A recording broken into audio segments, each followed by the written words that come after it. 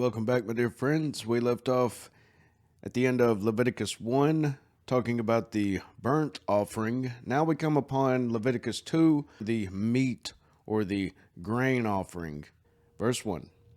And when any will offer a meat offering unto the Lord, his offering shall be of fine flour, and he shall pour oil upon it, and put frankincense thereon. Now, it confuses some people as to why it's called meat offering. In the KJV, it's called that because meat is a general term for sustenance. Morgan commented, this meal offering was the work of men's hands, of the fruits of the ground, the result of cultivation, manufacture, and preparation, and it was the symbol of service offered.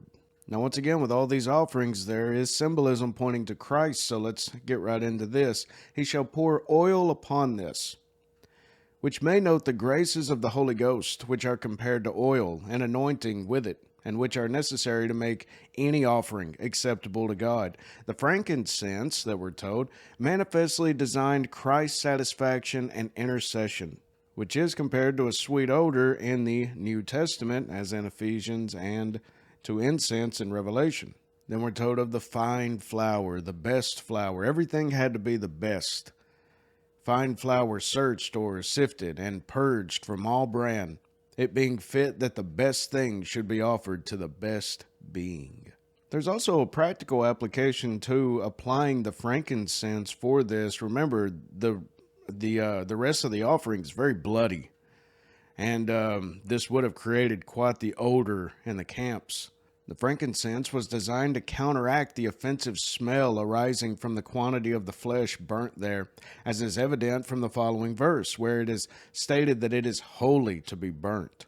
Verse 2, and he shall bring it to Aaron's sons the priest, and he shall take thereout, the priest shall take thereout his handful of the flour thereof, and of the oil thereof, with all the frankincense thereof, and the priest shall burn the memorial of it upon the altar. And the priest shall burn the memorial of it upon the altar to be an offering made by fire of a sweet savor unto the Lord. And Pulpit commented on this, the handful that the priest took and burnt upon the altar has the technical and significant name of the memorial. It acted as a memorial before God, in the same way as Cornelius's prayers and alms in the New Testament, whenever it says, thy prayers and thine alms are come up for a memorial before God.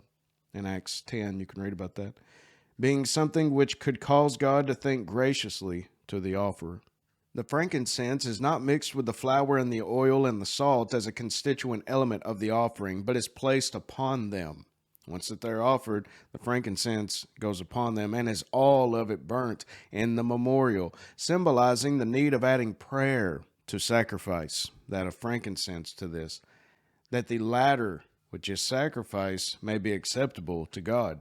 Let all of your works in the name of the Lord be done with prayer.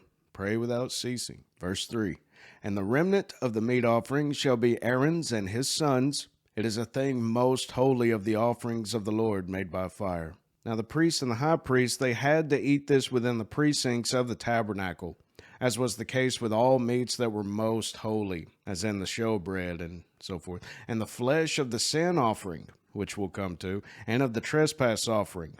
Other meats assigned to the priest might be eaten in any clean place. The priest owned meat offerings, though, and there's a distinction here. The priest owned meat offerings that they would offer were wholly burnt. They were not to partake in anything. Verse 4, and if thou bring an oblation of a meat offering baked in an oven, it shall be unleavened cakes of fine flour mingled with oil, or unleavened wafers anointed with oil. And if thy oblation be a meat offering baked in a pan, it shall be a fine flour, unleavened, mingled with oil. Thou shalt part it in pieces, and pour oil thereon. It is a meat offering. Now this would be parted in pieces, they believe, for the simple reason of some would be given to God, and the other would go to the priest. And if thy oblation be a meat offering baked in a frying pan, now don't be, the Hebrew denotes that of a large stewing pot. It shall be made of fine flour with oil. And thou shalt bring the meat offering that is made of these things unto the Lord. And when it is presented unto the priest, he shall bring it unto the altar. And this would have been the type that was boiled. They'd have taken the dough, and all of this would have been dough Some of it would have been this flat. The other would have been this made into balls and placed into the stewing pot. And the priest shall take from the meat offering a memorial thereof, and shall burn it upon the altar. It is an offering made by fire of a sweet savor unto the Lord. And that which is left of the meat offering shall be Aaron's and his sons. It is a thing most holy of the offerings of the Lord made by fire. Now this should tell us something. Next time that any of you get angry with a pastor and say, well, he's just robbing the people and he's, here he is taking all the tithes and everything. Look, this is a very ancient thing that God ordained, that the people from outside, just like Paul says, he says, if we feed you with spiritual food, how much less of a thing is it if you render over to us that of earthly things?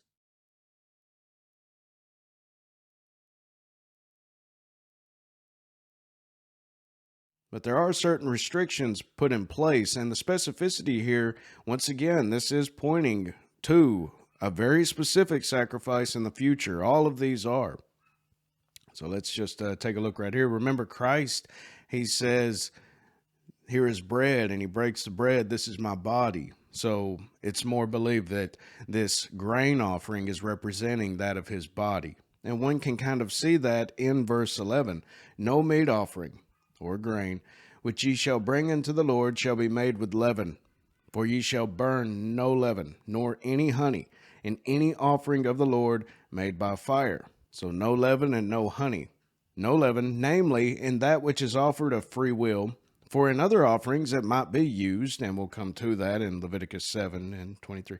This was forbidden, partly to remind them of their deliverance out of Egypt, when they were forced through haste to bring away their meal or dough unleavened, meaning without yeast, but also to signify what Christ would be and what they should be, pure and free from all error in the faith and worship of God, and from all hypocrisy and malice or wickedness, all which are signified by leaven. Don't be puffed up, we're told. Don't be proud and prideful and all about yourself, but be humble in serving God. But it's not just leaven which is prohibited, but honey, either because it hath the same effect with leaven in paste or dough, making it sour and swelling, or to teach us that God's worship is not to be governed by men's fancies and appetites, but by God's will. Verse 12, as for the oblation of the first fruits, ye shall offer them unto the Lord, but they shall not be burnt on the altar for a sweet savor. This verse mentions an exception to the rule laid down in the previous one. In essence, leaven and honey, which are excluded from the meat offerings, may be used with first fruits. Hence, they are mentioned with first fruits. And just in case you're wondering what were the first fruits that were given, well, it was literally the first of their fruits that would come in. And really, this was a great show of faith, because they did not know if the harvest would be all that great down the road. So many of them may have become very greedy and very scared that it wouldn't rain afterwards. So these first fruits being brought were the best and not the leftovers. The first fruits also has a very great symbolism, and we're even told this in 1 Corinthians 15:20. Paul the Apostle lets us know what it symbolized. But now is Christ risen from the dead and become the first fruits of them that slept.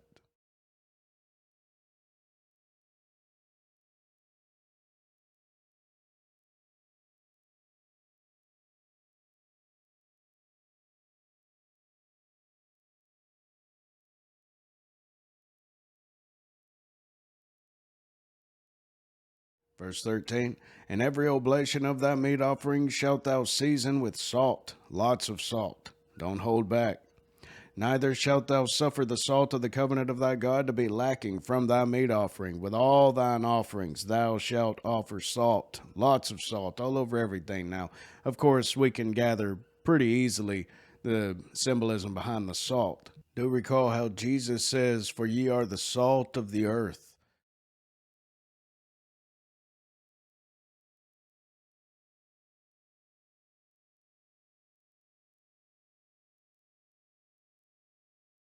Well, Ellicott commented on that verse, and he says, the words are spoken to the disciples in their ideal character as the germ of a new Israel, called to a prophetic work, preserving the earth from moral putrescence and decay. It's because the light of the world that darkness isn't completely overrunning this place and the wrath of God coming upon it. It's because the salt of the earth is upon it, and that's preserving it from the wrath of God coming upon it. Now, once that the rapture occurs, then the wrath of God takes place sometime after.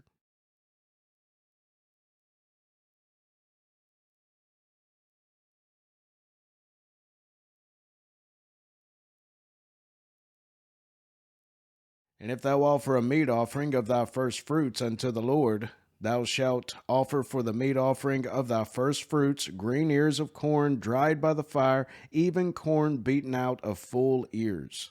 Green ears of corn, rather fresh ears of corn, as green is the fresh.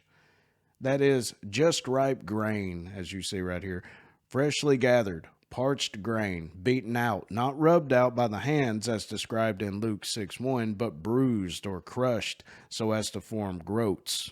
And thou shalt put oil upon it, and lay frankincense thereon. It is a meat offering. And the priest shall burn the memorial of it, part of the beaten corn thereof, and part of the oil thereof, with all the frankincense thereof. It is an offering made by fire unto the Lord. This is actually very lovely because it's a person bringing this grain offering unto the Lord, but the Lord sharing it, most of it, as a matter of fact, with the priest. So, it's just, you can tell there's this family element to this. But that's the final verse for Leviticus chapter 2. But let's close out with the very important commentary by Joseph Benson. The intention of all these offerings being fully answered by the mediation of the Messiah and the blessings of his gospel, it was proper they should cease upon his death. And as we know, they ultimately stopped and have not been brought back up in any regular sense whatsoever among the Jews since 70 AD. And Jesus even prophesied about that. One stone would not be left upon another. So all of these things ceased. There was no more need for symbolism to point to that ultimate sacrifice when the sacrifice was ultimately given.